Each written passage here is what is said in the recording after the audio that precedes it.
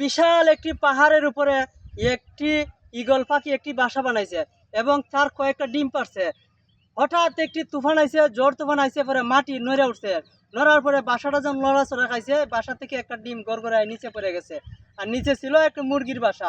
এই মুরগি কি করছে, এই ডিমটারে টুকাই আনিয়া এই মুরগির বাসার মধ্যে রাখিয়ে দিছে। রাখার পরে দেখেন বন্ধুরা, রাখার পরে ওই মুরগির বাচ্চার সাথে কিন্তু ঈগল পাখির বাচ্চাটাও উঠে গেছে।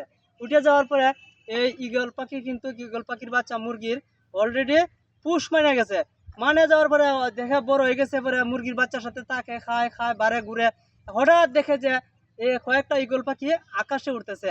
তখন ওই ঈগল পাখিটা মুরগিরে জিজ্ঞাসা করলো যে ওই যে ঈগল পাখি আমার জাত বাই যাইতেছে, হ্যাঁ আমি কি উঠতে পারবো নি?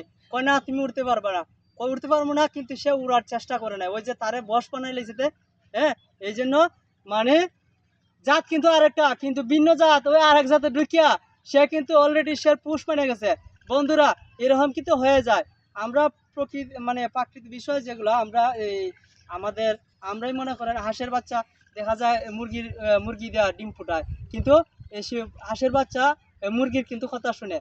এরকমই পরে ওই সে নিজে চেষ্টা করলো না, ওই মুরগির কথা শুনে আসলে কিন্তু সে কিন্তু জাতি ঈগল পাখি বুঝেন না যে ভয়ঙ্কর প্রাণী না, কিন্তু সেও কিন্তু মুরগি পুষ বানাই লেগেছে। চেষ্টা করতে হয়, চেষ্টা করলে উপায় আছে।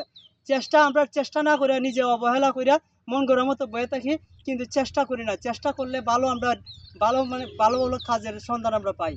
আমরা মনে করি যেটা এটা মানে এটাই বেলা, কিন্তু আমরা ভালো কিছু করার চেষ্টা করি না। যাই হোক, আমরা অবশ্যই চেষ্টা করবো, চেষ্টা চালিয়ে যাবো। আল্লাহ তাআলা মাথা দিছে, বুদ্ধি দিছে, জ্ঞান খাটাইয়া চলাফেরা করার চেষ্টা করবো। তা আজকের মতোই সংক্ষিপ্ত। ভালো থাকবেন, থ্যাংক ইউ সো মাচ, আসসালামু আলাইকুম। ভিডিওটা প্রচুর পরিমাণে শেয়ার করে দিবেন, লাইক কমেন্ট করবেন। লাইক কমেন্ট না করলে কিন্তু আমার ভিডিও করে কোনো লাভ নাই ভাই। আপনারা যদি শেয়ার না করেন তাহলে কোনো লাভ নাই, আমার ফায়দা নাই। হ্যাঁ, আমার ফায়দা না, খালি এইটা মানে সবার জন্য বলছি। আমার জন্য দোয়া করবেন। হ্যাঁ, আর ভিডিওটা শেয়ার করে দিবেন। আমার ইউটিউব চ্যানেল আছে শাহাবুদ্দিন নয়াপাড়া। হ্যাঁ, ইউটিউব চ্যানেলে আমি ভিডিও পোস্ট করব, আমার একটি সাবস্ক্রাইব করবেন। আল্লাহ হাফেজ, আসসালামু আলাইকুম ওয়া রাহমাতুল্লাহি ওয়া বারাকাতুহু।